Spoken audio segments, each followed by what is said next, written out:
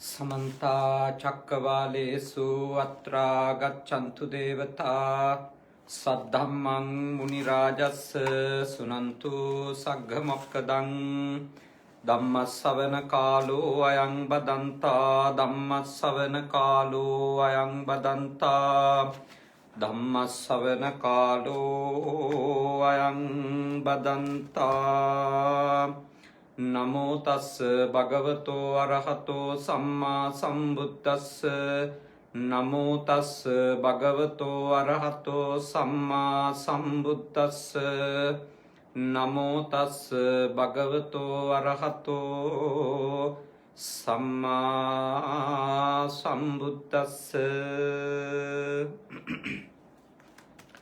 कारुणिक श्रद्धाकामी पिंगतुनी අද ඔබ හැම කෙනෙක්ම ඉමහත් ශ්‍රද්ධාවෙන් යුක්තව මේ වෙලාවේදී සූදානම් වෙන්නේ ශාන්තිනායක බුදුරජාණන් වහන්සේ දේශනා කරන්නට යෙදුන උතුම් ධර්මය ටික වෙලාවක් අහුම්කම් දෙන්නටයි. අද මෙම ධර්මානුශාසනාව සිද්ධ කරන්නේ විශේෂයෙන්ම අපේ රටේ දරුවන්ගේ ගුණ සහ නුවණ දියුණු කරන්නත් කුසලතා වැඩි දියුණු කරන්නත් විශාල කැපවීමක් කරපු අපේ රටේ ශ්‍රේෂ්ඨ ජේෂ්ඨ පුරවැසියෙක් ලෙස වගේම රටට අවංකව ආදරය කරපු රටේ දරුවන්ට අවංකව ආදරය කරපු රටේ දරුවන්ගේ අනාගතය පිළිබඳව අවංකවම මැදිහත් වීමක් තමන්ගේ ජීවිතය තුළ සිද්ධ කරපු සත්පුරුෂයෙකුගේ ගුණ සිහි කරන්න තමයි අද මේ පින්කම සිද්ධ කරන්නේ. මොකද ඔබ හැම කෙනෙකුගේම විශේෂයෙන්ම ළමා කාලයේ මතක නම් ඔබ හැම කෙනෙකුගේම සිහියට එන නමක් තමයි සුරංග මාමා කියලා අඳුන්වපු විශේෂිත මහත්මයෙක් කවුරුත් එතුමා හඳුන්වන්නේ සුරංග මාමා කියලා. ඉස්කෝලවලට ඇවිල්ලා පාසල් වලට ඇවිල්ලා විවිධ ළමා වැඩසටහන් ඒක පුද්ගල නාට්‍ය ප්‍රසංග විවිධ කුසලතා දියුණු කරගන්න ළමයින්ට උපකාර කිරීම මේ ආදී බොහෝ දේවල් ඔබේ ළමා කාලය තුළ ඔබ අත්දැකලා ඇති සුරංග මාමා කියන ඒ උදාර චරිතය නිසා අවුරුදු 40ක් 80 දශකයේ මුලදීම එතුමගේ ඒ දරුවෝ වෙනුවෙන් කලාව සාහිත්‍ය වෙනුවෙන් භාෂාව වෙනුවෙන් අපේ සංස්කෘතිය වෙනුවෙන් විශේෂයෙන්ම දරුවන්ගේ අධ්‍යාපනය වෙනුවෙන් එතුමා මැදිහත් වීමක් සිද්ධ කරන්නට ගත්තේ. එතුමාගේ ජීවිතයේ ඒ දායකත්වය විශේෂයෙන්ම රූපවාහිනිය ගුවන් විදුලිය වගේ මාධ්‍ය නිසා අපේ රටට එතුමාගේ ජීවිතයේ එක අවස්ථාවකදී ලබා දෙන්නට එතුමට අවකාශය ලැබුණා. ඉතින් ඒ සුරංග මාමා අභාවයට පත් වෙන්නට යෙදුණා ආනන්ද කුමාරගේ මහත්මාණන්. එතුමාගේ අභාවය සිද්ධ වෙලා දැන් සතියකට අධික කාලයක් වෙනවා. ගාල්ල මහින්ද විද්‍යාලයේ ආදි ශිෂ්‍යයෙක් එතුමා. විශේෂයෙන්ම ළමා පරපුර වෙනුවෙන් අවුරුදු 40කට අධික කාලයක් මහා මෙහෙවරක් කරපු එතුමාගේ අභාවය සිද්ධ වුණේ පිළිකා රෝගයකට ගොදුරු වෙලා ටික කාලයක් අසනීපව ඉඳලා එතුමා අභාවයට පත් උනේ. ඉතින් එතුමා වෙනුවෙන් එතුමාගේ ආදරණීය දියණියට අවසන් කටයුතු සඳහා සහභාගී වෙන්නට අවකාශයක් ලැබුණේ නැහැ.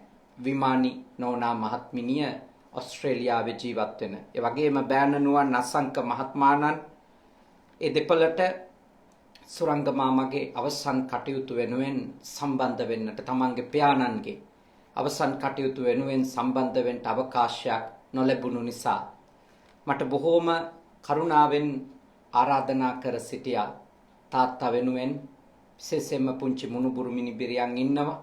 ඒ දරුවන්ගේ සීයා වෙනුවෙන් විශේෂයෙන්ම පින් අනුමෝදන් කරලා ධර්මානුශාසනාවක් සිද්ධ කරලා දෙන්නට කියලා.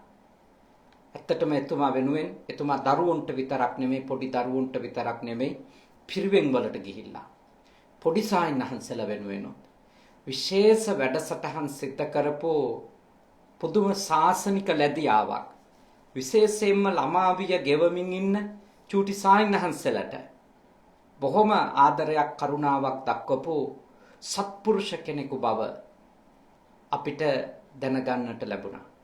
ඒ එතුමාට පින් දෙන්න මේ පින්කම කරලා දෙන්න හරි අවස්ථාවක් ලැබීම අපි කල්පනා කරනවා අපේ රටට කරපු අපේ දරුවන්ට කරපු අපේ ශාසනයට කරපු ඒ මහා දශක 4ක යුග මෙහෙවරට අපි එතුමා වෙනුවෙන් පළ කරන කෘතඥතාවයක් කියලා. ඒ දියණිය මේ ආරාධනාව සිද්ධ කරාම එතුමාගේ නම ඉක්මනින්ම මට මතක් වුණා. මොකද අපේ ළමා කාලේ ගුවන් විදුලියෙන් එතුමාගේ වැඩසටහන් අපි අහලා තිබෙනවා. රූපවාහිනියෙන් එතුමා අපි දැකලා තියෙනවා. ඒ වැඩසටහන් අපි නරඹලා තිබෙනවා. එයින් අපි වගේ එතුමා මේ වැඩසටහන් ආරම්භ කරපු අවදියේ ළමා කාලයේ ගෙවපු බොහෝ දෙනෙක් ජීවිතයට චූටි දෙයක් හරි එකතු කරගත්තු එක අනිවාර්ය කාරණයක්. ඉතින් එතුමාට පින් අනුමෝදන් කරන්නට තමයි අද මේ ධර්මානුශාසනාව සිද්ධ කරන්නේ. ඊට අමතරව විශේෂයෙන්ම සුජීවත්ව සිටින ආදරණීය මෑණියන් වහන්සේට වගේම මේ පියාණන් සුරංග මාමා ලෙස හඳුන්වපු මේ සත්පුරුෂ මහත්මාණන් ආනන්ද කුමාරගේ මහත්මාණන් රෝගීව ඉඳිද්දි විශේෂයෙන් බලාගත්තේ කාන්ති කුමාරගේ නන්ද කෙනෙක් මේ විමානි මහත්මියගේ. ඒ වගේම රත්න කුමාරගේ ලොකු තාත්තා එයයි තමයි බොහෝම සුවදායීව පිළිකාවක් හැදලා තිබුණත් විඳවන්නේ නැතුව බොහෝම දුකටපත් වෙන්නේ නැතුව පහසුකමක් ඇතුව ඒ රෝගීව ඉඳපු කාලෙත් ඉඳලා සනසිල්ලේ ඇස් පියා ගන්න පුළුවන් පරිසරයක් උදාකරන්න මේ දෙපළ කරපු කැපවීම පිළිබඳව අපට සිහිපත් කරන්නට යෙදුණා. ඉතින් එතුමා ඒ දෙපළට ආශිර්වාද කරන්නත් මේ පින්කමේදී බලාපොරොත්තු වෙනවා. පියාණන්ට ඥාතිවරයාණන්ට අපේ රට වෙනුවෙන් මෙහෙවරක් කරපු ඒ ආනන්ද කුමාරගේ මැතිතුමාට පින් අනුමෝදන් කරන අතරතුර ඉතින් හැම දෙනෙකුටම මම සිහිපත් කරනවා මේ ධර්මානුශාසනාව හොඳින් ශ්‍රවණය කරලා ලබන උතුම් ධර්මාවබෝධය සමග ඔබගේ හිත තුළ ඇතිවෙන ඒ පහන් සිතුවිලි එක්ක අපේ රටට මෙහෙවරක් කරපු ඇත්ත වශයෙන්ම වචනේ පරිසමාප්තාර්ථයෙන්ම දරුවන්ට ආදරය කරපු සත්පුරුෂ මිනිසෙක් වෙච්ච ඒ ආනන්ද මැතිතුමාට නැත්නම් සුරංග මාමාට ඔබ රැස් කරගන්න පින් කුසල් අනුමෝදන් කරන්නට කියලා මා මෙත් සිතින් යුක්තව යෝජනා කරනවා. අද ධර්මානුශාසනාව ඔබ සමග බොහෝ වෙලාවල් වල අපි කතා කරපු ධර්ම මාතෘකාවක්. හැබැයි මේ ධර්ම මාතෘකාවේ තිබෙන විශේෂත්වය තමයි කොච්චර කතා කළත් තව අලුත් දේවල් ඒ පිළිබඳව සාකච්ඡා කරන්න තථාගත ධර්මයේ තුල ඉතිරිව තිබෙනවා. ඒ කුමක් ගැනද? ඉවසීම පිළිබඳව. අද අපේ බුද්ධ නීති සංග්‍රහයේ එන ධර්ම මාතෘකා අතර විශේෂයෙන්ම අද මාතෘකාව බවට පත් වෙන්නේ කන්ති ගුණය ගැන. කන්ති ගුණය ගැන තමයි අද මේ දේශනාවේදී අපි විශේෂයෙන්ම සාකච්ඡා කරන්නේ. ඉවසීම පිළිබඳව. ඉතින් මේ ධර්ම සංග්‍රහය තුළ උතුම් ඉවසීම පිළිබඳව බොහෝ මඟ පෙන්වීම් සිද්ධ කරලා තිබෙනවා. ඒ පිළිබඳව ඉතාම සරලව මෙහි අන්තර්ගත වෙන කරුණු ඔබත් එක්ක ටික වෙලාවක් සාකච්ඡා කරන්නට අප කල්පනා කළා. පින්වතුනි, බුදුරජාණන් වහන්සේගේ ධර්මයේ කන්ති කියන ගුණය, කන්ති කියන ධර්මය පෙන්වලා දීලා තිබෙන්නේ උතුම් සීලයක් ලෙස, උතුම් තපසක් ලෙස. ඔබ අහලා තියෙනවා කන්ති පරමං තපෝති තික්ඛා නිබ්බානං පරමං වදන්ති බුද්ධා. සාමින් වහන්සේලා රැස්ුණු අවස්ථාවල සජ්ජායනා කරන, නිතර සජ්ජායනා කරන එක ගාථා ධර්මයක් තමයි ඒ ගාථා ධර්මය. කන්ති, ඉවසීම නම් වූ තපස සීලය අප තුල දියුණු කරගන්නට ඕන.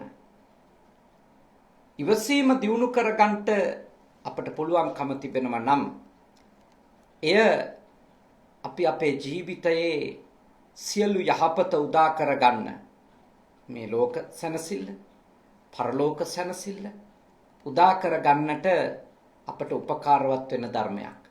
ඔබ දන්නවා බෝධිසත්වයන් වහන්සේ ගැන.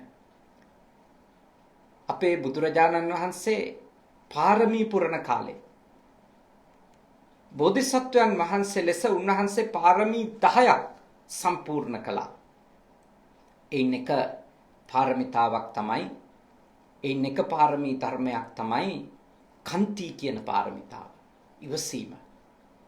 එතකොට බලන්න උන්වහන්සේ අසංඛ්‍ය ගාණක් අපි දීපංකර පාදමූලයේ ඉඳලා ඉදිරියට කොච්චර කාලයක් පාරමී පිරුවද කියලා විස්තර සොයනකොට අපිට හමු වෙන්නේ සාරා සංඛේය කල්ප ලක්ෂයක් කියලා.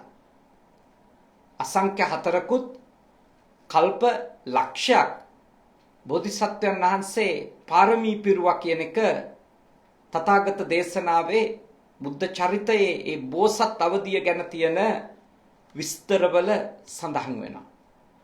එතකොට මේ කාල පරිච්ඡේදයේ පුහුණු කරපු උතුම් පාරමී ධර්ම අතර එක් පාරමී ධර්මයක් තමයි කන්ති. එතකොට තේරුම් ගන්න ඕන දේ මොකද්ද?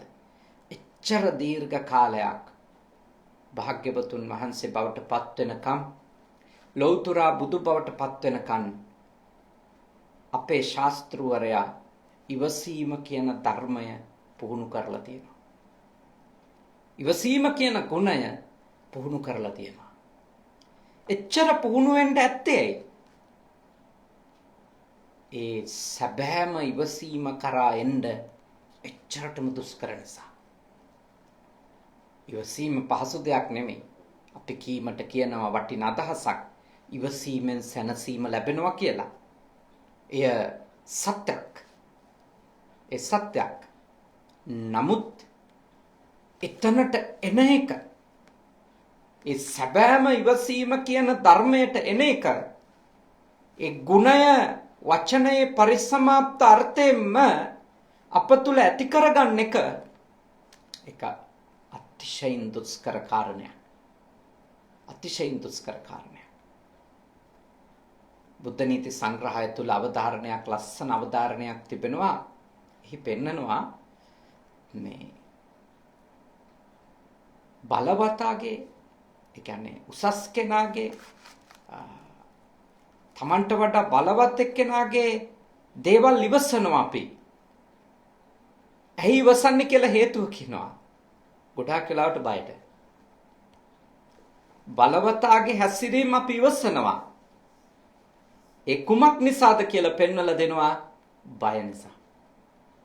බලවතාගේ හැසිරීම ඉවසන්නේ බයට මිස. එතකොට ඒක ඉවසීමක්ද? ඒක ඉවසීම කියන උතුම් අර්ථයට පැමිණිච්ච අවස්ථාවක් නෙමෙයි. බලවතුන්ගේ දේවල් බයට ඉවසන එක. සමහරු බනිද්දි අපිට වඩා බලයක් තියන අය, මොන හේතුවක් නිසා හරි අපිව පාලනය කරන්න ශක්තියක් ලැබිච්ච අය ගාව අපිට බනිද්දි, අපිට අවමන් කරද්දි අපි කටපියන් ඉන්නේ අය. ඇයි අපි මුකුත් නොකිය ඉන්නේ? එයාට බනිනමට වඩා හානියක් අපිට කරන්ට අවකාශයක් තිබෙන නිසා එයාට අවස්ථාවක් තිබෙන නිසා අපි බැනුම් අහනවා කියන එක ඉවසන් ඉන්නවා. බොහෝ වෙලාවට මිනිස්සු කරන්නේ එහෙමයි. කියන්නේ බැනුම් නොයිවසිල්ල දැනුම ඉවසුවේ නැතොත් ඊට වැඩි හානියක් වෙන්න පුළුවන් කමක් තිබෙන නිසා තමයි බොහෝ දෙනෙක් බලවතෙක් බනිනකොට තමන්ට වඩා බලය තියෙන කෙනෙක් දොස් කියනකොට එය ඉවසාගෙන කටයුතු කරන්නේ. ඒක තමයි යථාර්ථය. ඔබටත් ඔබේ ජීවිතෙත් එවැනි අත්දැකීම් ඇති. ඔබට වඩා බලගතු අය බනිද්දි අසාධාරණ ලෙස බනිද්දි නේ. අයුක්ති සහගත ලෙස බනිද්දි. තාම ඔබ නිවැරදිම තත්වයක ඉඳිද්දි ඔබට බැන වදිද්දි නේ. ඔබට කරදර කරද්දි, ඔබට හිංසා කරද්දි, යම් යම් පීඩාවන් ඔබට සිද්ධ කරද්දි ඔබ ඉවසන් ඉන්නවා. ඔබ ඒ සැබෑ ඉවසීමක් ලෙස ඒ හැසිරීමට රැවටෙන්න එපා. ඒ හැසිරීම සැබෑ ඉවසීමක් කියලා හිතන්න එපා. ඇයි එහෙම කියන්නේ? එහෙම කියන්න හේතුව තමයි ඇත්තටම ඔබගේ ඉවසීම සැබෑ ඉවසීමක්ද කියලා පරීක්ෂාවට ලක් වෙන්නේ ඔබ එයාට වඩා බලවත් වෙලාවක ඔබ ඉවසීම සිද්ධ කරනවා. ඔබ එයාට වඩා දුබල වෙලාවේ එයාගේ වචනවලට වඩා, එයාගේ ධනයට වඩා, එයාගේ කායික ශක්තියට වඩා, එයාට තියෙන වෙනත් බලපුලුවන්කාරකම් වලට වඩා ඔබ දුබල වෙලාවේ ඔබ නිශ්ශබ්ද වීම, ඔබ ඒව දරාගෙන ඉඳීම, ඒක සැබෑම ඉවසීම ගුණය පරිපූර්ණත්වයට පත්වෙච්ච අවස්ථාවක් නෙමෙයි. ඇත්තටම කිව්වොත් ඒක අපිට කියන්න පුළුවන් කල්මැරීමක් වගේ එකක්. මොකද එහෙම ඉවසන හැම වෙලාවකම යටිහිත නිරීක්ෂණය කළොත් අපේ බලවතුන් ගාව ඉවසද්දී අපේ යටිහිත නිරීක්ෂණය කරොත් මටත් කවදා හරි අවස්ථාවක් ලැබෙයිනි කියන එක හිතිච්ච අවස්ථාව ඔබට ඇති. මටත් දවසක් එයිනි කියන එක හිතිච්ච අවස්ථාව ඔබට ඇති. එතකන් ඉවසනවා. මොකද අපිට ගොඩාක් වෙලාවට ඉවසන්න කියන එක පුහුණු කරලා තියෙන්නේ එවැනි අර්ථයක, එවැනි අදහසක තේරුමක පිහිටලා තමයි. මට මතක් වෙනවා අර චූටි කාලේ අපිට ඇහුණු කියමනක්. එහි කියනවා කොකාට 7 වාරයක් ආවොත් තිත්තයටත් වාරයක් එනවා කියලා නේ. එතකොට තිත්තයට කියනවා ඒ වාරේ එනකන් ඉන්න කියලා. එතකොට කොකාට අවස්ථා 7ක් ආවොත් තිත්තයටත් අවස්ථාවක් එනවා. ඒ නිසා එතකන් ඉන්න. එතකන් ඉන්න කිවසීම ලෙස වරද්දා ගන්න එපා. ඒකයි ඔබට කියලා දෙන්න. ඒකට කියන්නේ කල් ගන්න එක. වෙලා වෙනකන් ඉන්න එක. සමහර විට ඔබ ඒ කොකාගේ අවස්ථා 7ම පහු කරාට පස්සේදී තිත්තයට එන අවස්ථාව ගැන හිතන්න. ඒ කියන්නේ කොකාගේ දුෂ්ටකම්, නපුරුකම්, අසත්පුරුෂකම්, පහත් ඇසිරීම ඔක්කොම තිත්තය ඉවසන් ඉන්නවනේ අවස්ථා 7ක්. එතකොට තිත්තය ඉන්නේ යාගේ අවස්ථාව 8 වෙනි අවස්ථාව යාට එනකම්. මොකද්ද වෙන්න පුළුවන්? ආසන්න වශයෙන්ම වෙන්න පුළුවන් දේ තමයි අර කොකා දුර්වල වෙන අවස්ථාව බල නම් තිත්තය ඉවසීම කියන එක සිද්ධ කළේ. කොකාට වඩා දරුණු හැසිරීමකට තිත්තය ගමන් කරන්න පුළුවන් එයාට හම්බ වෙන අවස්ථාවේදී. ඒකයි යථාර්ථය. වෙන්න පුළුවන් ආසන්නම දේ ඒක. ඒකයි එවැනි ඉවසීමක් తాවකාලිකව හොඳයි වගේ පෙනුනටනේ. හොඳයි වගේ පෙනුනට ඒක දිගු කාලීනව ගත්තොත් ඒක භයානක පුපුරා යාමකට හේතු වෙන්න පුළුවන්. භයානක පුපුරා යාමකට ඒක හේතු වෙන්න පුළුවන්. මොකද ඒ ඉවසීම ඉවසන්නේ අවබෝධයෙන් නොවන නිසා. ඒක හුදු අවස්ථාව වෙනකන් ඉඳීමක් නිසා. ඒක හුදෙක් කල්මැරීමක් නිසා. සමහර විට ඒ අවස්ථාව තමන්ට කරපු හිංසනවලට, තමන්ට කරපු පීඩාවලට ද්වේෂයෙන් පෙරලා එයාට ප්‍රතිචාර දක්වන්න ඒ අවස්ථාව නොලැබුණොත් මතක තියාගන්න. සමහර විට එයා ඊළඟ භවයේ හරි පලිගන්නවා කියන චෛතසිකයෙන් මේ භවය නිමා කරන්න තියෙන ඉඩකඩ බොහොම වැඩි. බොහොම වැඩි. ඒක හොඳට ඔබ තේරුම් ගන්න. හොඳට ඔබ අවබෝධ කරගන්න ඕනේ. ඒකට තියෙන ඉඩකඩ වැඩි. මොකද එයා ඉවසීමක් නෙමෙයි පුහුණු කරලා තියෙන්නේ. එයා හිතලා තියෙන්නේ කරන්න දෙයක් නැතිකම නිසා. එතකොට එයාට අවස්ථාවක් එනකන් මේ භවය පුරාම බලන් ඉඳපු කෙනෙක්. ඒ අවස්ථාව එයාට හම්බුනේ නැතොත් එයා බොහෝ විට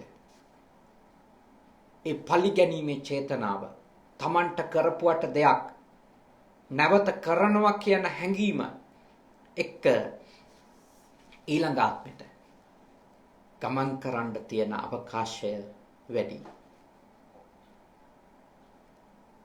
එතකොට දැන් මේ කතාවේදී ඊළඟ අනිත් පැත්තත් දැන් තේරුම් ගන්න ඕන. දැන් ඔය දිගටම තමන් බලවත්ව ඉඳගෙන අනිත් එක්කෙනාට පීඩාව දෙන එක්කෙනා ඉන්නේ. දැන් යාට හිතෙනවා ඇති මම එයාට කරන්න ඕන දේ කරා කියලා. එයා මගේ බලයෙන් පාලනය කළා. එයාට කට අරින්න දුන්නේ නැහැ මං. එයාට නටන්න දුන්නේ නැහැ මම එයාව මට ඕන විදියට තියාගත්තා. මතක තියාගන්න. මේ ආත්මේ ඔබ සමහර විට කෙටි කාලයක් එවැනි අල්ප ආස්වාදයක් විඳ ඉන්න පුළුවන්. සමහර විට මේ භවය පුරාම ඔබ ඒ ආස්වාදය විඳින්න පුළුවන්. යටත් කරගත්තා කියලා. ඕන විදියට නටෝගෙන ඉන්නවා කියලා. ඒත් ඔබ ඊළඟ භවයට ඔබේ පස්සෙන් එන්න වෛරී සත්වයක් නිර්මාණය කරගනිමින් තියෙනවා. ඔබ නිර්මාණය කරගනිමින් තිබෙනවා ඔබේ පසුපස ඇවිල්ලා හිංසා කරන්න තව තැනැත්තෙක් හෝ තැනැත්තියක්. ඔබට හිතෙන්නේ මේ වෙලාවේ ඔබගේ බලය නිසා ඔබ ලොකු ජයග්‍රහණයක් ලබමින් ඉන්නවා කියලා. වරද්ද ගන්න එපා. ඒක ජයග්‍රහණයක් නෙමෙයි. ඔබ සමහර විට ඔබේ මේ භවයේ අවසාන කාලයට බොහෝම පීඩාවලට මුහුණ දෙන්න වෙන පරිසරයක් ඔබ වර්තමාන මේ මොහොතේ අනිකාවට පීඩා කරමින්, අනිකාට හිංසා කරමින්, අනිකාට රිද්දමින්, අනිකාට නපුරුකම් කරමින්, අනිකාට දුෂ්ටකම් කරමින්, කායිකව සහ මානසිකව වද දෙමින් ඔබ ඔබේ මේ භවයේම අවසාන කාලයට භයානක දේවල් ටිකක් නිර්මාණය කරගනිමින් තියෙනවා. මරණකම්ම. ඇත්තටම ඔබ බලවත්ව හිටියොත් මොකක් හරි පෙරපිනකට ඔබට දරුණු ප්‍රතිචාරයක් අර හිංසනයට ගොදුරු වෙච්ච එක්කෙනාගෙන් එන එකක් නැහැ. ඒත් ඔබ නිසා පීඩා විඳපු කෙනා ධර්මාවබෝධයටපත් වෙලා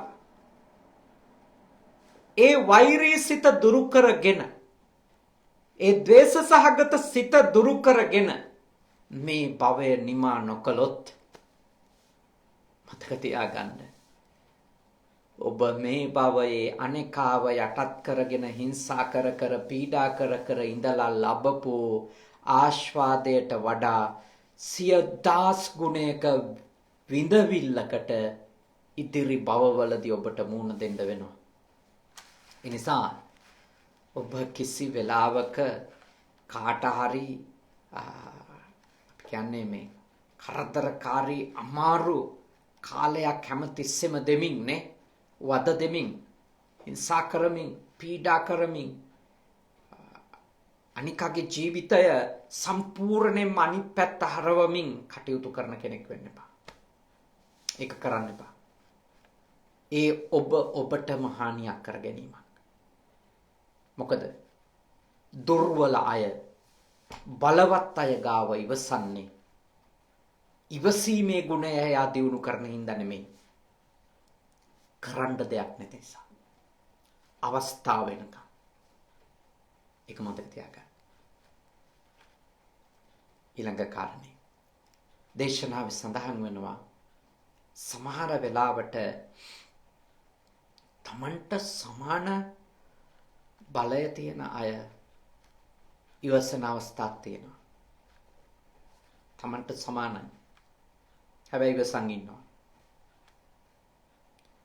ඒ ඉවසිලි වලත් යට අර්ථයක් තියෙන වෙලාවල් තියෙනවා. සමානයින් ඉවසීම ඇතුලේ පරිගැනීමේ චේතනාව. සමානයින් ඉවසන කෙනා තුලත් පරිගැනීමේ චේතනාව තියෙන අවස්ථා බොහොමයක් තිබෙන බව ධර්මයේ පෙන්වනවා. මගේ අදහසක් නෙමෙයි. භාග්‍යවතුන් වහන්සේගේ අදහස. තථාගත දේශනාවක්. සමානය ඉවසන්නේත් බොහෝ වෙලාවට. ඒ කියන්නේ ප්‍රඥාවන්ත ධර්මාවබෝධයටපත් නොවිච්ච සාමාන්‍ය ලෞකික මිනිස්සෙක්. ලෞකික සත්වයෙක්. තමාට සමාන තවත් ලෞකික සත්වයෙකුගේ හැසිරීම අල්ලගෙන ඉන්නවා. මොකද තමාට සමානයි. ඒ හින්දා සමාන නිසා අල්ලන් ඉන්නේ. ඒ කියන්නේ යාටත් තමන් යාට දෙයක් කරොත් එයාටත් ඒ විදියම බලයක් තියෙන නිසා තමන්ටත් පෙරලා නැවත දෙයක් කරයි කියන බය ඇතුළේ ඉවසනවා. අල්ලන් ඉන්නවා. ඒ හින්දා බොහෝ වෙලාවට සමානයෝ ඉවසන එකේ එක අර්ථයක් තමයි. සාමාන්‍ය සත්වයාගේ එක අර්ථයක් තමයි මතක තියාගන්න. පලිගන්න අවස්ථාව වෙනකම්. පලිගන්න අවස්ථාව වෙනකම්. ඒ නිසා ඒ ඉවසීම් දෙකම තථාගත ධර්මයෙහි අගය කරන්නේ. ඒක බලවත් එක්කෙනෙකුගේ හැසිරීම දුර්වලයෝ ඉවසන් ඉන්න එක ඒක අගය කරන්නේ නැහැ කියන්නේ මේකයි. කියන්නේ ඒවා ඉවසීම ලෙස කම්ති ගුණය ලෙස අර්ථකථනය කරන්නේ ඒවා කල් මරණයි. ඒකත් හොඳයි. එහෙම හරි ඉන්න එක හොඳයි. හැබැයි ඒකෙන් එයා හිතාගෙන ඉන්නව නම් නේ ඒකෙන් එයා හිතාගෙන ඉන්නව නම් එයාගේ ගාව දියුණු වෙන්නේ මේ බෝධිසත්ව ගුණයක් කියලා. නිවන් දකින්න උපකාර වෙන ධර්මයක් කියලා. ඒ වැරදි සිතුවිල්ලෙන් විතරක් අයින් වෙන්න. ඔබ ඉන්නේ සමහර විට කල් ගනිමින්. බොහෝ වෙලාවට ඒ බල්ලගත්තු අයගේ හැසිරීම ඉවසන් ඉන්නවා කරන්නම දෙයක් නැති කමට බයට. හැබැයි සමානයින්ගේ හැසිරීමනේ බලයෙන් සමාන අයගේ හැසිරීම ඉවසන් ඉන්නවා බොහෝ වෙලාවට වෙලා වෙනකම් ඉවසන් ඉන්නවා. ඒ හින්දා ඒ ඉවසීම් දෙක මේ වෙනකොට ඔබ කරගෙන යනවා නම් මම ඔබට බොහොම කල්යාණ මිත්‍රත්වයෙන් යෝජනා කරනවා එය භාග්‍යවතුන් වහන්සේ වදාළ කාන්ති ගුණය කියලා ඔළුවේ තියන් ඉන්නව නම් ඒ අදහස ඔළුවෙන් අයින් කරගන්න. මොකද ඒ ඉවසීමේ චේතනාව භාග්‍යවතුන් වහන්සේ වදාළ චේතනාව නෙමෙයි. ඒ චේතනාව තුල තිබෙන්නේ උතුම් බෝසත් ගතියක් නෙමෙයි. ඒකයි ඒකේ අදහස. එහෙම කියන්න හේතුව ඒක අයින් කරගන්න කියන්නේ ඒකයි. ඒක බෝසත් ගතියක් නෙමෙයි. එහි තිබෙන අර්ථය වන්නේ කල් ගැනීම. වෙලා වෙනකන් ඉඳීම. එතකොට ඔබට අවබෝධ කරගන්න පුළුවන් ඇත්තටම මම මේ කරන්නේ ඉවසිල්ලක්ද නැත්නම් මට තව කොච්චරනම් ඉවසීම කියන උතුම් ධර්මයේ පුහුණු වෙන්න දේවල් තියනවාද කියන එක මං හිතන්නේ ඔබට අවබෝධ කරගන්න හොඳ අවකාශයක් මේ දේශනාව ඇතුලේ දැන් මේ වෙනකොටම උදා වෙමින් තිබෙනවා. එතකොට සැබෑ ඉවසීමක් වන්නේ කුමක්ද? සැබෑ ඉවසීමක් වන්නේ දේශනාවේ පෙන්වලා දෙනවා බලවත් කෙනෙක් සියලුම අවස්ථාවන් තියෙන කෙනෙක් දුර්වලයෙකුගේ ඒ කියන්නේ එයාට වඩා දුර්වලයෙකුගේ කායික හැසිරීමක් වාචසික හැසිරීමක් එකට දරුණු ප්‍රතිචාර දක්වන්න අවස්ථාව තියෙද්දි හිම ඉවසීමක් එයා ප්‍රගුණ කරනවා නම් ඒක සැබෑ ඉවසීම. මොකද කරන්න දෙයක් නැති හින්දා නෙමෙයි ඒක කරන්නේ. කරුණාවෙන්ද. අනුකම්පාවෙන්ද. මෛත්‍රියෙන්ද. ඒ ඔක්කොටම වඩා අවබෝධයෙන්ද. අවබෝධය ලැබුණු කෙනා කොච්චර බලය තිබුණත් අවබෝධයෙන් ඉන්න කෙනා අනිකාට කොච්චර අවස්ථා ලැබුණත් හිංසා කරන්නේ පීඩා කරන්නේ මොකද අවබෝධ කරගෙන තිබෙනවා මේ ජීවිතේ මොකක්ද කියලා මේ සසර ගමන මොකක්ද කියලා තේරුම් අරන් ඉන්නවා. ඒ තේරුම් ගැනීම ඇතුලේ මේ කෙටි කාලීන ජීවිතයක් ගත කරද්දී මේ කෙටි කාලීන ජීවිතය තුළ තමනුත් අනිත්‍යතාවයට ලක් වෙන පංචස්කන්ධයක් පරිහරණය කර ඉන්න අතරේ තවත් පංචස්කන්ධයක් සමග ඒ පංචස්කන්ධයත් අනිත්‍යතාවයටමයි ති අසාර බවටමයි ති විපරිණාමයටමයි ති අඤ්ඤත භාවී ස්වභාවයකටමයි අයිති. එවැනි පංචස්කන්ධයකට කොච්චර බලය තිබුණත් පීඩා කරන්න ඒ අනිත්‍යතාවය අවබෝධ කරගත්ත අසාර බව අවබෝධ කරගත්ත අනාත්ම බව අවබෝධ කරගත්ත කිසිම කෙනෙක් කොච්චර අවස්ථා තිබුණත් දුර්වලයට පීඩා කරන්නේ හිංසා කරන්නේ අනුකම්පා කරනවා බලන් ඉන්නවා නිදහස් කළ දානවා තමන්ට කරන අසත්පුරුෂකම් අමතක කළ දානවා. මොකද හේතුව අවබෝධය නොහැකියාව නෙමෙයි හැකියාව තියෙද්දි හිංසා කරන්න එනකොට හිංසා කරන්න හැකියාව තියෙද්දි පීඩා කරනකොට පීඩා කරන්න හැකියාව තියෙද්දි නින්දා කරනකොට ඊට වඩා දරුණු හානියක් කරන්න හැකියාව තියෙද්දි දේවල් නොකර අනුකම්පා කරනවා. ඒක හැබැයි සමාජය අගය කරන එකක්ද? නෑ. ඒක අගය කරන්නේ නෑ. ඒක වීරත්වයක් ලෙස පිළිගන්නවද? සමාජය පිළිගන්නේ. ඉවසන එක්කෙනා වීරෙක් විදියට පිළිගන්නවද? නැත්තම් සමාජය පිළිගන්නේ පැන්න ගමන් ගහපු එක්කෙනා වීරෙක් කියලාද? හොඳට තේරුම් ගන්න. සාමාන්‍ය ගෝත්‍රික අඥානවන්තයෝ වැඩි අනුවණයෝ වැඩි සමාජවල පිළිගන්නේ මුලින් ගහන එක්කෙනා වීරයා කියලා. පැන්න ගමන් ගහන කටට එන එකක් කියලා බනින පුළුවන් තරම් අනිත් එක්කෙනාව පාගගෙන ඉන්න හදන එක්කෙනා වීරයා කියලා තමයි නොදියුණු සමාජවල පිළිගන්නේ. අශිෂ්ට සමාජවල ගෝත්‍රික සමාජවල වීරයා වෙන්නේ හිංසකයන්. වීරයා වෙන්නේ හිංසකයා. වීරයා වෙන්නේ අනිත් එක්කෙනාට පීඩා කරන එක්කෙනා. වීරයා වෙන්නේ අනිකාගේ අයිතීන් නැති කරන එක්කෙනා. එයා තමයි වීරයා වෙන්නේ. නොදියුණු ගෝත්‍රික සමාජවල ඒ ගතිය තමයි ඇත්ත. හැබැයි ප්‍රඥාවන්ත, දියුණු, අවබෝධයෙන් යුක්ත, ශිෂ්ට සම්පන්න, ගුණ සම්පන්න, සැබෑ බල සම්පන්න සමාජයක මිනිස්සු තමන්ට කොච්චර අවස්ථා තිබුණත් අනිකාව කායික හිංසනයට ගොදුරු කරන්නේ, වාචසිකව හිංසාවලට ගොදුරු කරන්නේ, පීඩා කරන්නේ, තමන්ගේ බලය පාවිච්චි කළා අනිකාට ජීවත් වීම අසීරු කරන්නේ. ඒ තමයි ඥානවන්තයින්ගේ ස්වභාවය. මොකද හේතුව ඒ අවබෝධ කරගෙන තියෙනවා බලය අනිත් එක. තමන්ට මේ තියෙන බලය හෙට දවසේ දශමයක් තරම්වත් නැති වෙලා යන්න පුළුවන්.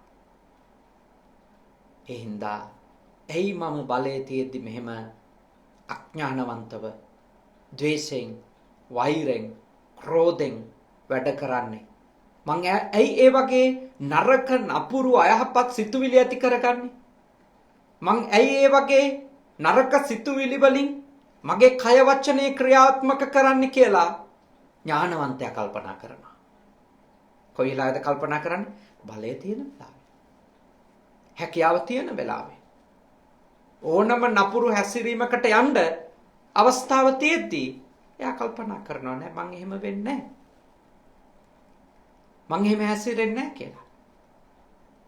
ඒ තමයි එයාගේ ප්‍රබුද්ධකම. ඒ තමයි එයාගේ දියුණුව. ඒ තමයි එයා උත්තම භාවයකට පත් වෙලා කියන එකට සාක්ෂිය. අවස්ථාව තියෙද්දී දේවල් නොකර ඉන්නවා. මම දන්නවා එවැනි කෙනෙක් එහෙම බොහෝ වෙලාවට අපේ සමාජයේ අඳුන්වන්නේ නෝන්ජල්, කොන්ද පණ නැති එහෙම. ඒකනේ අපේ සමාජ මිනිස්සු සමාව ගන්න කැමති නැත්තේ. මොකද සමාව ගන්න එක මහා නෝන්ජල්, කොන්ද පණ නැති ගතියක් විදියට තමයි අපේ සමාජය අපේ ඔළුවට දාපු අදහස. ඒක මේ බුදුදහමෙන් දාපු අදහසක් නෙමෙයි. අඥානය බලවත් වෙච්ච, අනුවණය බලවත් වෙච්ච සමාජ සංස්කෘතියක ඕවා තමයි මිනිස්සුන්ගේ ඔළුවට යන්නේ. සමාව ගන්න එක වැරද්දක් කියලා. සමාව ගන්න එක පහත් තත්වයකට ඇද වැටෙන එකක් කියලා. සමාව ඉල්ලන එක කොන්ද කඩා ගැනීමක් කියලා. සමාව ඉල්ලන එක තමන්ගේ තත්වයේ පහතට ඇද දා ගැනීමක් කියලා. ඒ නිසා ඔබ දැකලා තියෙද මේ අවුරුදු ගානක, මටත් දැන් අවුරුදු 41ක් වෙනවා. රටට අපරාධ කරපුනේ, රටට වැරදි කරපු කිසිම නායකයෙක්, කිසිම දේශපාලඥයෙක් මේ පහුගිය අපි දන්න අවුරුදු 30, අපිට අවුරුදු 30ක් විතර මතකයි. අපි දන්න අවුරුදු 30 එහෙම කවුරුවක්වත් ඇවිල්ලා අපි වැරදි කළා සමා වෙන්න කියන වචන හැම වෙලාවකම අපේ වගේ රටවල් වල පාලකයෝ, ජනතාවත්, පැවිද්දොත්, ගිහියොත් ඔක්කොම හැමෝම කල්පනා කරන්නේ මම වැරදි කරලා නැහැ, මම එහෙම කරපු වැරදි මම පිළිගන්න අවශ්‍යත් නැහැ. එහෙම පිළිගත්තොත් ආයේ මේවා කරන් යන්න බැරි වෙයි කියලා. ඒ තමයි අපේ ඔළුවට ගියපු හැටි. මොකද කරන්නේ? අපේ රට වෙනස් කරන්න හරි දුෂ්කර රට. අපේ රටේ මිනිස්සුන්ට තමන් හිතලා වෙනස් වුණොත් මිසක මං හිතන්නේ ලේසි කියලා මිනිස්සු කවුරුකත් වෙනස් කරන එක හරි දුෂ්කර රටක් නේ. හරි දුෂ්කරයි. හරිම දුෂ්කරයි. නැත්තම් මිනිස්සුන්ට වෙනස් වෙන්න බොහෝ අවස්ථා තියෙනවානේ. ඒත් මිනිස්සු හැම තිස්සෙම හිතන්නේ තමන්ගේ උග්‍රමාන්නයත් එක්ක තමන් කොච්චර තමන්ගේ බලය තුල, ආර්ථික බලය තුල, දේශපාලන බලය තුල, දැන් පිරිමියෙකුට පිරිමියෙක් වීම නිසා බලය තුල කාන්තාවකට කාන්තාවක් වීම නිසා සමහර වෙලාවල් වල ලැබිච්ච බලය තුල ඒගොල්ලෝගේ අසත්පුරුෂ හැසිරීම් වලට ඒගොල්ලෝ සමාව ඉල්ලන එක ඒගොල්ලොන්ව පහත් තත්වයට අද දාගෙනilla කියලා තමයි අපේ සමාජය හිතන්නේ. ඒක වෙනස් කරන්න තව බුදුවරු කී දෙනෙක් බුදු වෙලා බණ කියන්න වෙයිද කියලා මම දන්නේ. එච්චරට අමාරුයි අදහස් වෙනස් කරන්න එක. හරි දුෂ්කරයි. ඒත් කවදා හරි දවසක වෙනස් වෙයි. මොකද අපිට පේනවා බොහෝ වෙලාවට අවුරුදු 20ක 30ක වගේ කාල පරිච්ඡේදයක් තුළ බිහිවෙච්ච පරම්පරාවේ සමහර අය අපේ වැඩිහිටියන්ගේ සමහර අය යම්කිසි ආකාරයකට මේ ಗುಣධර්ම දියුණු කර ගන්නවා. වැරද්දක් වුණාම තමන් කොච්චර බලවත් වුණත්, තමන්ට කොච්චර තත්වයක් තිබුණත්, තමන්ට කොච්චර ලොකු නම්බුවක් උසස් තනතුරක් තිබුණත් සමාව ගන්න අවස්ථා අපි දකිනවා වැඩිහිටියෝ තුලත්, තරුණ අය තුලත් යම් මට්ටමක්. ඒගොල්ලොන්ගෙන් තව පරම්පරා කීපයක් යනකොට හොඳ පිරිසක් ඉස්සරහට එයි. සමාජයේ එහෙම ಗುಣ මිනිස්සුන්ගේ ගාව දියුණු වෙයි. ඉතින් අපි ප්‍රාර්ථනා කරමු එහෙම ಗುಣ සහිත නේ මිනිස්සු අපිට අපේ ජීවිත කාලේ අත්දකින්න ලැබේවා කියලා. අඩුම අපි ආයෙත් ලංකාවේ ඉපදුණොත් එතකොට හරි නේද? වැරද්දක් කරාම අවංකව සමාව ඉල්ලන මිනිස්සුවත් ඉපදිලා ඉඳිත්වා කියලා නේද? ඒ චූටි සත්පුරුෂකමවත් තියෙන මිනිස්සුනේ. එහෙම හිතමු අපි ප්‍රාර්ථනා කරමු. මොකද අපි දකින්නේ දුර්වලය සමාව ගන්න, බලවතුන් සමාව ගන්නේ නැති සමාජයක්. ඒකනේ අපේ කවදාවත් අම්මා කෙනෙක් තාත්තා කෙනෙක් කැමතිද ළමයෙකුට වැරද්දක් කරොත් සමාව ඉල්ලන්න? කැමතිද? කැමති නැහැ. එම් ඉල්ලන්නේ නැහැ. ළමයින්ගෙන් දෙමව්පියෝ සමාව ඉල්ලන්නේ නැහැනේ අපේ සමාජේ. ඒත් ළමයින්ට දෙමව්පියෝ වැරදි කරනවා. ඒත් සමාව ඉල්ලන්නේ නැහැ. ඇයි? බලය. ගුරුවරු ශිෂ්‍යයින්ට වැරදි කරනවා. හොඳටම දන්නවා තමන් වැරදි කළේ කියලා. ඒත් සමාව ඉල්ලන්නේ නැහැ. ශිෂ්‍යයාගෙන්. ඇයි? බලය. බලය තුල හිතනවා තමන් සමාව ඉල්ලන එක වැරද්දක් කියලා. ඒත් දියුණු ගුරුවරු එහෙම කරන්නේ. දියුණු ප්‍රඥාවන්ත අම්මලා තාත්තලා හැමෝම එහෙම කරලා නැහැ. ලංකාවේ අපේ රටේ එහෙම දියුණු අම්මලා තාත්තලා ඉන්නවා. තමන්ගේ අතින් වැරද්දක් වුණොත් සමාව ඉල්ලන අම්මලා තාත්තලා තවම ඉන්නවා. චුට්ටක් හරි ඉන්නවා. ගුරුවරු තවම ඉන්නවා. ඒ පින්වන්ත මිනිස්සුන් හින්දා තමයි අපේ රට චුට්ටක් හරි ලස්සන. මතක තියාගන්න. වැරදි කරලා උඩඟු කමින් මාන්නක්කාර කමින් මිනිස්සුන්ව පෙළ ඒවට සමාවවත් ඉල්ලන්නේ නැති උද්දච්ච මිනිස්සු හින්දා නෙමෙයි අපේ රට ලස්සන. චුට්ටක් හරි ලස්සන.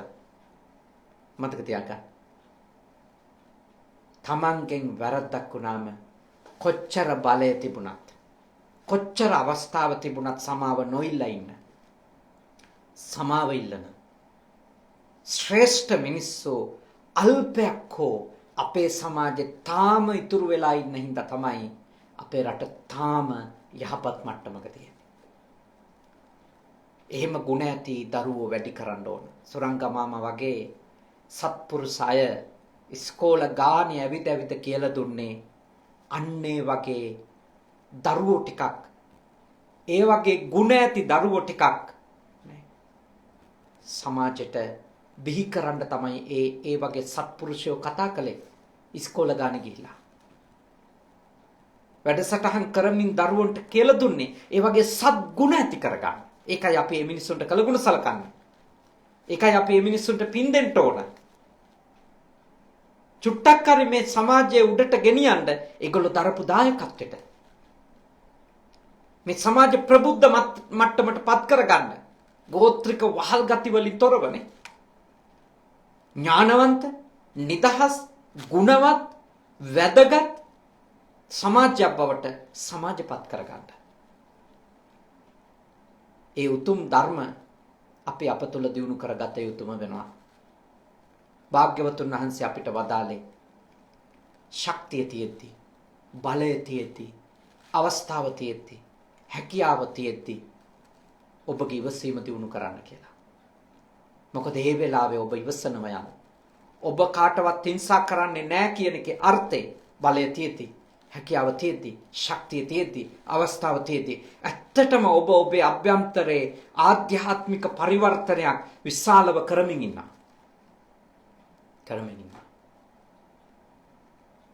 ඔබේ අභ්‍යන්තරයේ මහා පරිවර්තනයකට ලක් වෙමින් ඉන්නවා. තියෙනවා. ඔබ උතුම් අවබෝධයකට පත් වෙමින් ඉන්නවා. ඔබ තේරුම් අරන් තියෙනවා ජීවිතේ කොච්චර తాවකාලික එකක්ද. මගේ බලය, මගේ ධනය, මගේ රූපය, මගේ ශබ්දය, මට තියෙන හැකියාවන් මේ කොච්චර తాවකාලිකද කියලා ඔබ අවබෝධ කරගන්න ඉන්නවා. ඒකයි ඔබ ඔබේ ඒ ඉවසීම ඔබ තුලින් નિરાයාසයෙන් එළියට එන්නේ කොච්චර අවස්ථා තිබුණත්. ඒ අවස්ථා යනු తాවකාලික දේවල් කියලා. ඒවා හුදු අවස්ථා විතරයි කියලා ඔබ අවබෝධ කරගන්න ඉන්න හින්දා. එහෙම ගුණ ඇති කෙනෙක් බවට ඔබපත් වෙන්න උත්සාහ කරන්න. මහත් වීරය කරනවා. මගෙත් සමහර වෙලාවට බලවත්කම ඇතුලේ ඒ නොයිවසිලිවන්තකම එන වෙලාවල් තිබෙනවා. බලවත් අවස්ථාවල. හැබැයි ඒ වෙලාවට මම මතක් කරනවා බුදුහාමුදුරුවෝ. උන්වහන්සේ මොකක්ද අපිට කිව්වේ කියලා. උන්වහන්සේගේ මඟ පෙන්වීම උනේ මොකක්ද කියලා. බලය තියෙන වෙලාවේ නොයිවසිලිවන්ත වෙන්නද? අවස්ථාව තියෙන වෙලාවේ හිංසකෙක් වෙන්නද අපිට උන්වහන්සේ දේශනා කළේ? අවස්ථාව තියෙද්දී අනිකාට පීඩා කරන්නද උන්වහන්සේ අපිට දේශනා කළේ? අවස්ථාව තියෙන හින්දා අනිකාට රිද්දන්නද උන්වහන්සේ අපිට දේශනා කළේ? නෑ. අනිකාව ඉවසන්න. අනිකාගේ දුර්වලකම් වලට කරුණාවන්ත වෙන්න. අනිකාගේ දුර්වලකම් වලට දුර්වල හැසිරීම ඒවා කෙලස් වල දෝෂයන් ලෙස තේරුම් ගන්න. කෙලස් සහිත කෙනෙක් එහෙම හැසිරෙන්න පුළුවන් කියලා අවබෝධ කරගෙන සමාව දෙන්න. හිතින් වෛර කරන එක අතහරින්න. ඒව තමයි අපිට බුදුහාමුදුරුවෝ ඉගැන්වුවේ.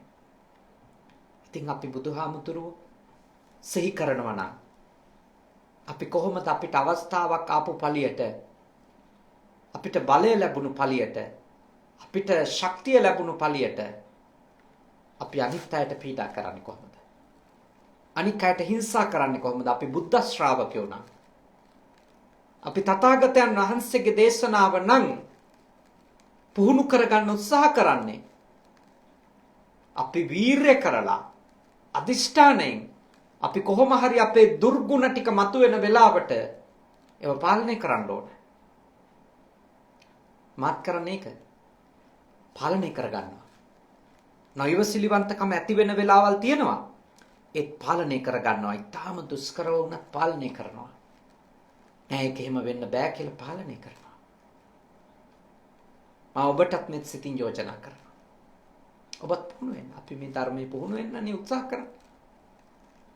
අපි මේ ධර්මයේ සාකච්ඡා කරමින් අපි උත්සාහ කරන්නේ මොකද්ද? පුහුණු වෙන්න. තව චුට්ටක් හරිනේ. තව චුට්ටක් හරි අපේ ගුණපැත්ත දියුණු කරගන්න අපි මේ උත්සාහ කරන්නේ. මේ ලැබිච්ච මනුස්සාත්මේ තව චුට්ටක් හරි ශිෂ්ට වෙන්න, අවබෝධයෙන් යුක්තව ජීවත් වෙන කෙනෙකු බවට පත් වෙන්න අපි කාගෙත් උත්සාහය ඒක. මොකද අපි කවුරුත් මැරෙනවා. අපි මේ හැමදේම දාලා යනවා. හැමදේම. ප්‍රසිද්ධිය, කීර්තිය, ධනය, බලය, තත්ත්ව, තනතුරු, තාන්න, මාන්න, දරුවෝ ඔක්කොම දාලා යනවා. ඉතින් ඇයි අපි අපිට ලැබිච්ච චූටි කාලේ පොඩි අවස්ථාවේ මේ අල්ප ආයුෂක් නේ කාශ්‍යප බුදුරජාණන් වහන්සේගේ යුගයේ මිනිස්සු අවුරුදු 20000ක් ඉඳලා තියෙනවා. ගෞතම බුදුරජාණන් වහන්සේ පහළ වුණු මේ අවධිය තුල උපරිම අවුරුදු 120ක් වගේනේ. අපි එච්චර ඉන්නේ නැහැ කියලා ස්ථිරයි. අවුරුදු 50 60 70 අතරදී අපි මැරලා යනවනේ. ඒක තමයි ඇත්ත. ඒක තමයි යථාර්ථය. ඒ වගේ කෙටි කාලයකදී අපි මැරිලා යනවා නම් අපේ ජීවිතය ඉවර වෙනවා නම් ඇයි අපි බලය තියෙන වෙලාවෙ ඉවසන්නේ නැත්තේ? ඇයි අපිට අවස්ථාව තියෙන වෙලාවේ අපේ නොයිවසිල්ලකින් වැඩ කරන්නේ? ඒක ඔබ හොඳට හිතන්න. හොඳට කල්පනා කරන කෙනෙක් වෙන්න. මොකද ලෝකය ලස්සන වේවා හෝ ලෝකය යහපත් වේවා සමාජයේ රට යහපත් වේවා කියලා ප්‍රාර්ථනා කර හිටියට රටක් සමාජයක් යහපත් වෙන්නේ නැහැ. අපි ඒ වෙනුවෙන් පුංචි හෝ කැපවීමක් අපේ පැත්තෙන් කරන්න ඕන. අපි පටන් ගන්න ඕන. යහපත් කර ගැනීමනේ. යහපත් වීම අපි ආරම්භන්න ඕන. එතකොටයි ලෝකය රට සමාජය සත්පුරුෂ තැනක් වෙන්නේ. ප්‍රබුද්ධ තැනක් බවට උතුම් ශිෂ්ට තැනක් බවට පත් වෙන්නේ. සක්කාන්ති ගුණය දියුණු කරන්න. එක වෙලාවක වේපචිත්ති කියන අසුරේන්ද්‍රයා සක්‍ර දේවේන්ද්‍රයාට තර්ජනයක් දානවා. ඒ වෙලාවේ සක්‍ර දේවේන්ද්‍රයා ගෙන් අහනවා මාතලි ඔබතුමා බය වෙලා වගේ නේද? වේපචිත්තිට මුකුත් කරන්නේ නැත්තේ? කියන්නේ නැත්තේ? ඔහු උත්තර දෙනවා නෑ.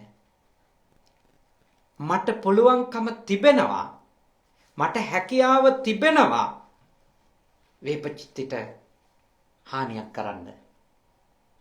මට හැකියාව තියෙන හින්දාමයි මම එහෙම නොකර ඉන්නේ. එතකොට අහනවා ඉතින් එතකොට අරයා හිතයිනේ මේ පරාජය වීමක් ලෙස හිතපු ආවේ. ඒත් ඒක පරාජයක් නෙමෙයි. පුළුවන්කම තියෙද්දී එවැනි හැසිරීමක් වේපචිත්ති අසුරේන්ද්‍රයාට එරෙහිව නොකරන එක තමයි ජයග්‍රහණය. ඒක තමයි ජයග්‍රහණය කියලා. ඉවසීමනේ. ඉවසීම පුරුදු කරගන්න පුහුණු කරගන්න බොහෝ අය මේ ලෝකේ වීරය කරනවා. පහුගිය දවසක මම අන්තර්ජාලයේ කියුවා ඔය චීනය විසින් ටිබෙට් රට තමන්ගේ පාලනයට නතු කර ගැනීමත් එක්ක දලයි ලාමා ඇතුළු බොහෝ දෙනෙක් ඉන්දියාවට පලා ගියා. සමහර අය චීනයේ සිරකරුවන් බවට පත් වුණා. චීන රජයේ අවුරුදු 21ක් දලයි ලාමතුමාගේ ගෝලයෙක් එහෙම සිරකාරයෙක් විදියට ඉඳලා නිදහස් වෙලා එනවා. දලයි ලාමතුමා අහනවා මොකක්ද ඔබට හිතුනේ කියලා. ඒ දලයි ලාමතුමාගේ ගෝලයා කියනවා මට තිබුණේ එකම බයයි. මට තිබුණේ එකම බයයි.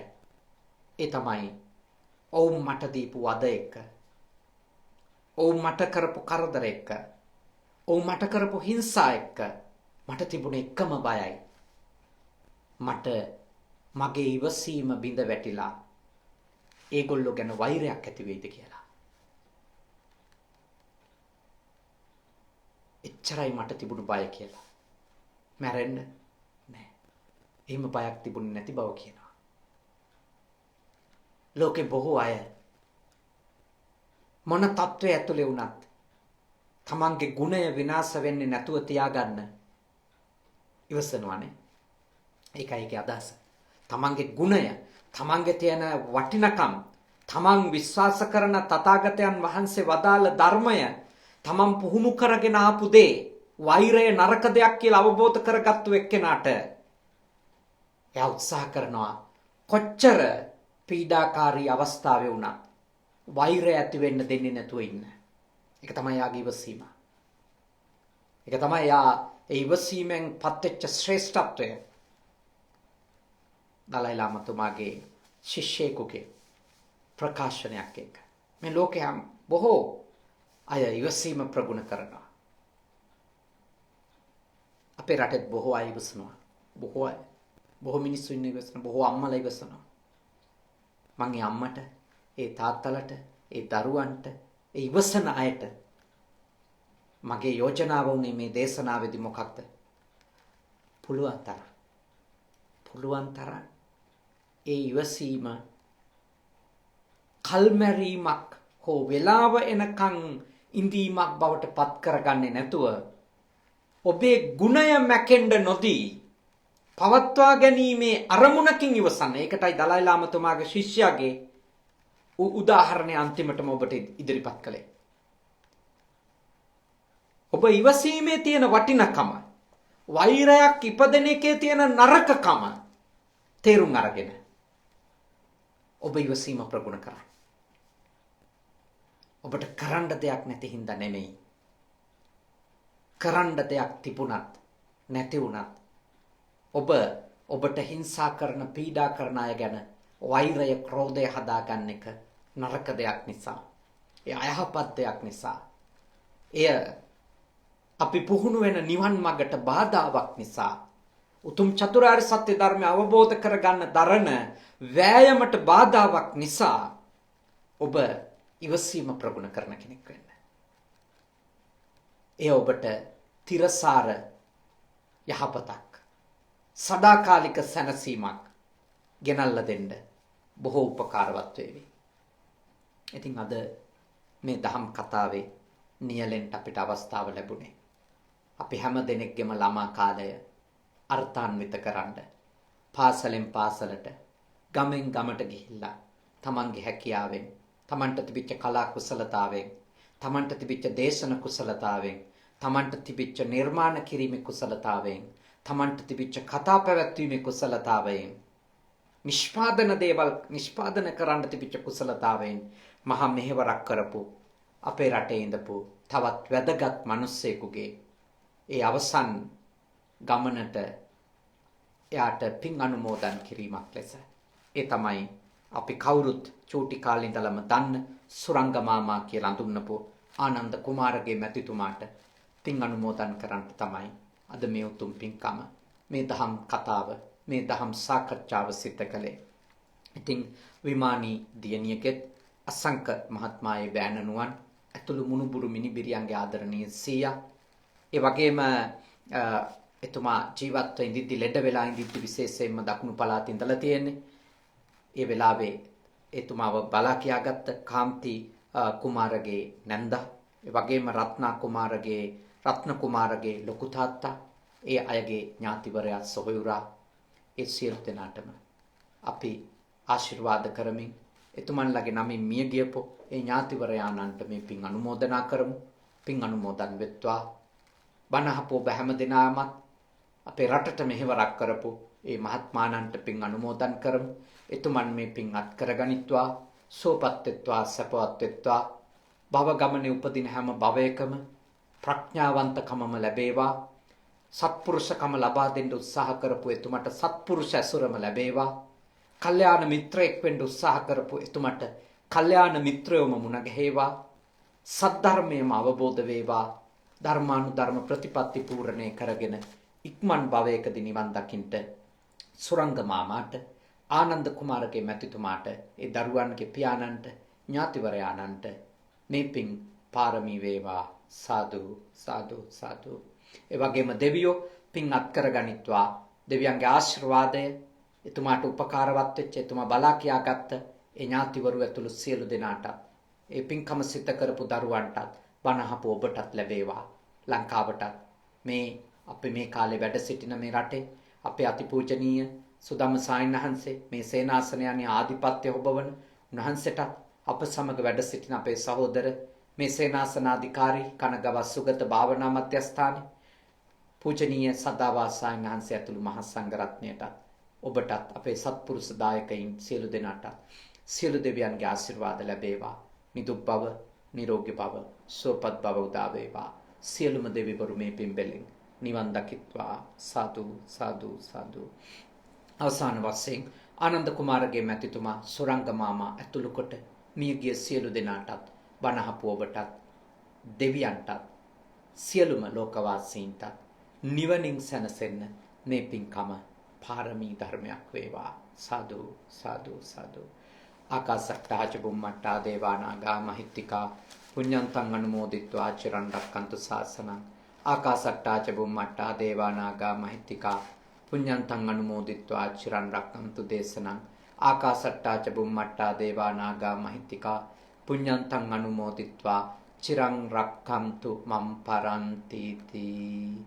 හැම දිනාටම තෙරුවන් සරණින් සියලු යහපත උදා වේවා, නිදුක් වේවා, නිරෝගී වේවා, සුවපත් වේවා. සාදු සාදු සාදු.